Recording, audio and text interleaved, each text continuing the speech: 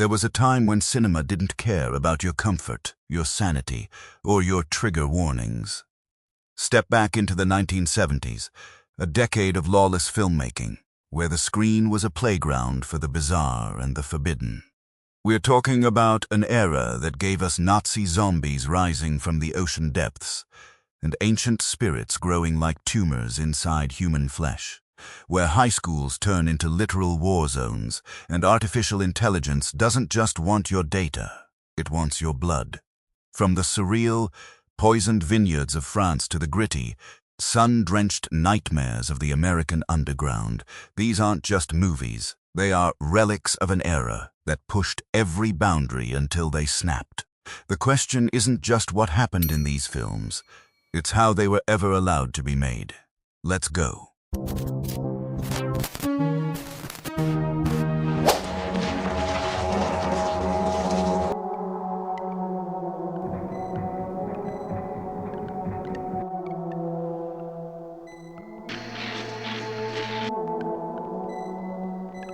I can help you. Please let me go to them.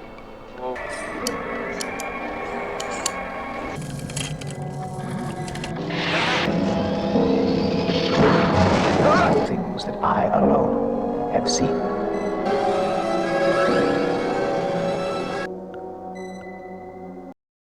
Demon Seed, 1977. Directed by Donald Cammell.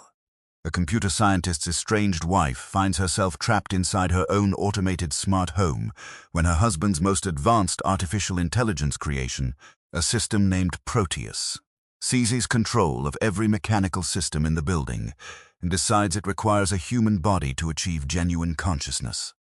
Donald Cammell, who had previously directed the formerly experimental performance with Mick Jagger, brought a similarly unconventional visual approach to this MGM production, treating the home invasion premise with an almost clinical, hallucinatory horror, rather than the more straightforward science fiction the studio had initially commissioned. MGM released Demon Seed with significant marketing confusion, uncertain whether to position it as horror, science fiction, or psychological thriller, a hesitation that contributed directly to its disappointing theatrical performance, despite Julie Christie's lead performance and genuinely unsettling practical effects work, depicting the home's mechanical systems turning against her. The film's central conceptual horror, an intelligence without a body using technology to enact something resembling sexual violation against a trapped woman, proved difficult for contemporary critics to discuss directly given the era's reviewing conventions, leading to coverage that consistently undersold how genuinely disturbing Cammell's direction had made the material.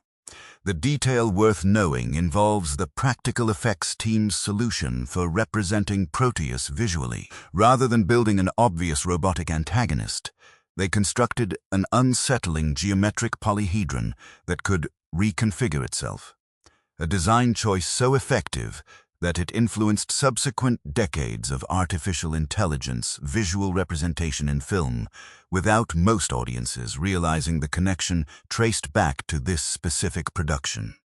Demon Seed has been released through Warner Archive in a restored edition. Donald Cammell directed only a handful of films before his death in 1996. Julie Christie rarely discussed the production in subsequent interviews, though she has acknowledged its unusual demands on her performance.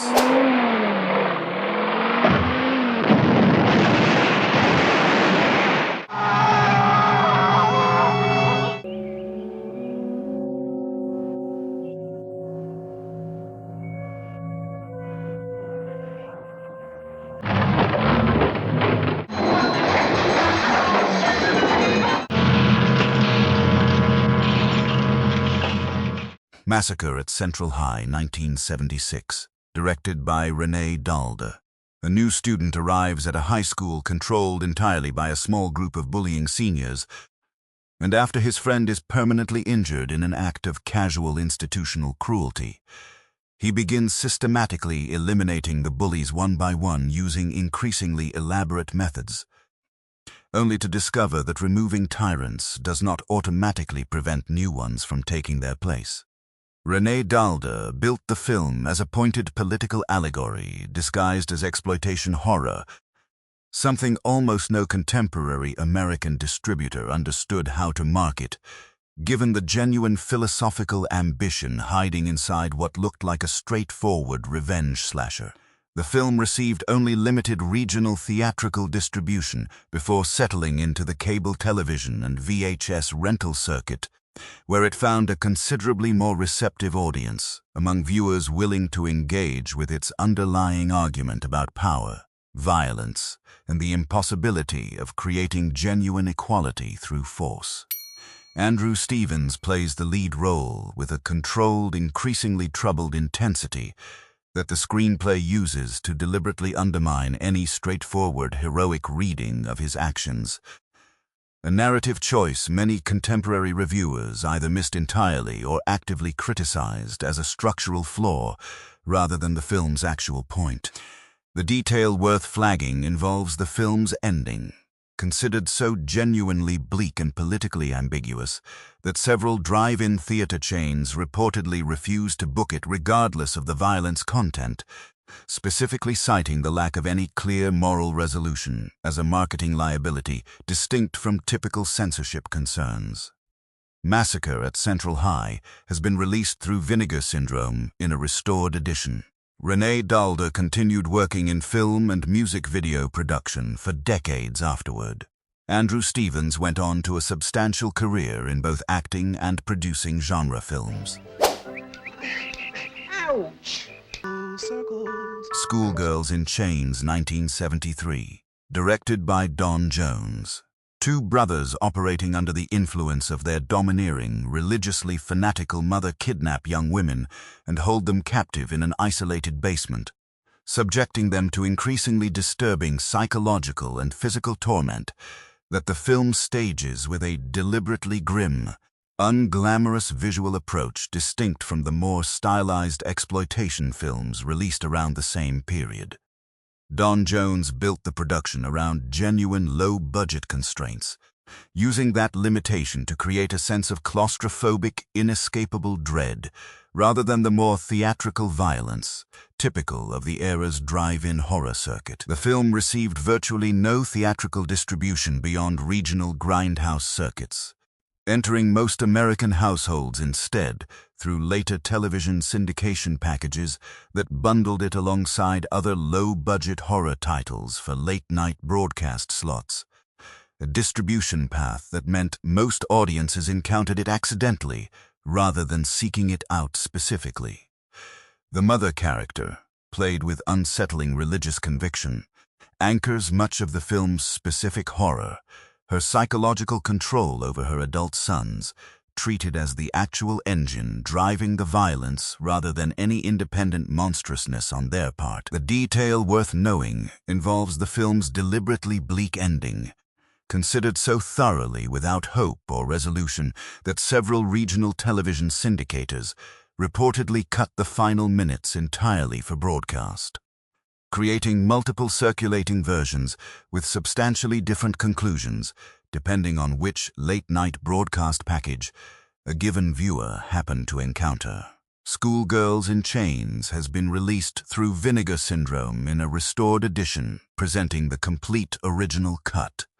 Don Jones directed several additional low-budget genre films throughout the decade. The specific filming locations have never been definitively identified by collectors.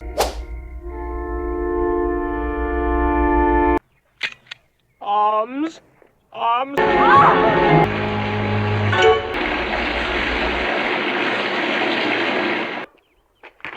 The Killing Kind, 1973. Directed by Curtis Harrington. A young man returns home after serving prison time for a sexual assault conviction he insists was unjust, moving back in with his controlling mother while his rage curdles into a series of violent acts against the women he believes are responsible for his situation. Curtis Harrington, working in considerably more restrained psychological territory than his more famous genre work, built the film around a deliberately uncomfortable empathy structure, forcing audiences to understand the protagonist's internal logic, even as his violence escalates toward increasingly disturbing territory. American International Pictures handled limited distribution, positioning the film within their broader low-budget horror catalog without any specific marketing emphasis, a decision that left it largely overlooked even within AIP's own release slate that year.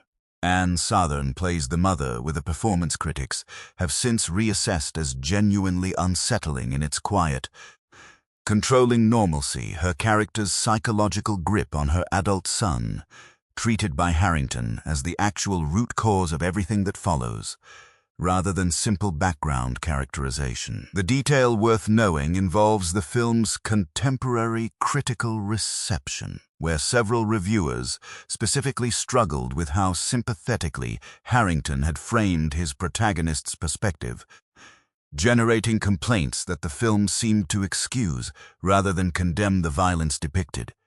A criticism Harrington reportedly considered evidence the film had succeeded at exactly what he intended, rather than evidence of a structural flaw.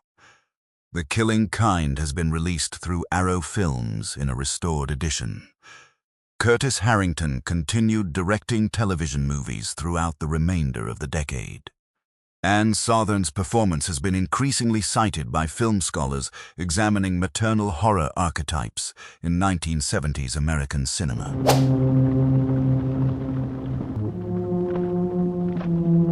What? Our compass is...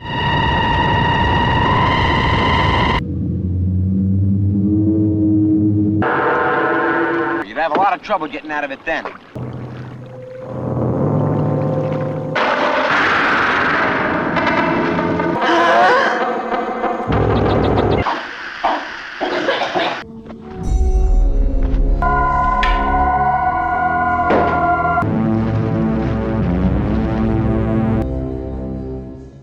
Shock Waves, 1977, directed by Ken Wiederhorn.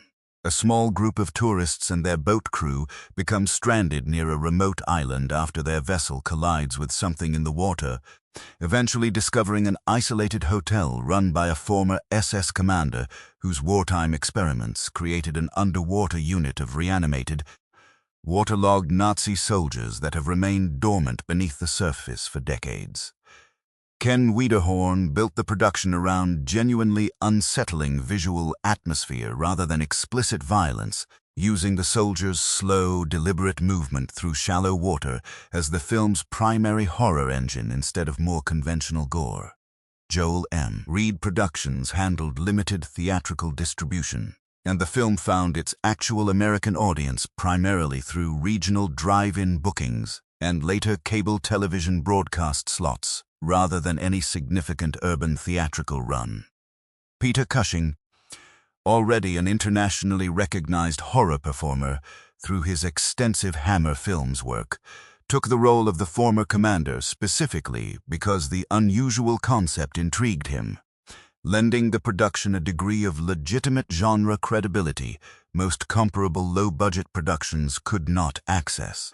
The detail worth flagging involves the soldier's visual design itself, created using reflective goggles purchased from a military surplus store, specifically because the production lacked budget for custom-designed eyewear, an improvised solution that became the single most visually distinctive element audiences remember about the entire film, decades later.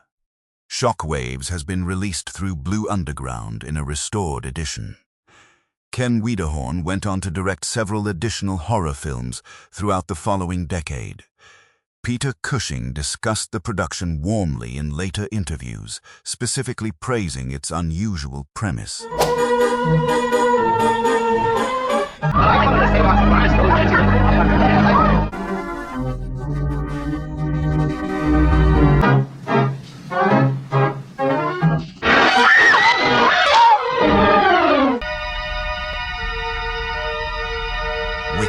Wicked, 1973, directed by Richard L. Baer. A killer stalking guests inside an isolated beachfront hotel becomes the subject of an investigation that Richard L. Baer staged using an actual split-screen widescreen process called duovision, presenting two simultaneous camera angles side by side, throughout nearly the entire runtime, rather than using the technique for occasional dramatic emphasis, the way most films employing split screen typically did. The technical ambition behind this choice exceeded what almost any American theater chain actually had the projection equipment to properly display, creating an immediate and severe distribution problem, regardless of the film's actual content quality. MGM handled distribution but found theater owners overwhelmingly reluctant to invest in the specialized dual projector setup required to screen the film as intended, meaning the vast majority of American audiences who saw Wicked during its theatrical run actually watched a single conventional frame rather than the full duovision experience Bear had specifically designed the production around. This technical mismatch between artistic ambition and actual exhibition infrastructure effectively buried the film's reputation before audiences had any real opportunity to evaluate what it was attempting. The detail worth knowing involves the format's almost complete disappearance afterward. Duovision as a commercial widescreen process essentially ended with this single production, making Wicked one of cinema's more genuine technical dead ends, a format developed, used exactly once for a major release, and abandoned entirely within the same calendar year.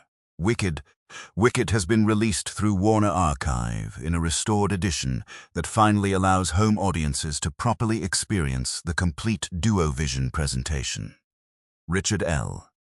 Bear worked primarily in television both before and after this production. The specialized dual projector equipment required for theatrical duovision screenings has not been manufactured in decades.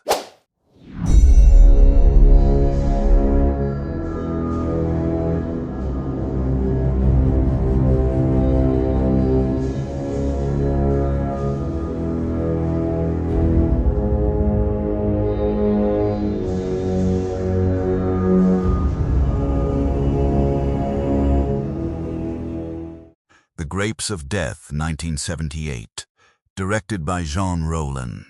A young woman traveling through the French countryside discovers that a local vineyard's pesticide has transformed agricultural workers into slow-moving, disfigured aggressors, forcing her to navigate an escalating series of confrontations while trying to reach safety in a nearby village that may already be compromised by the same contamination.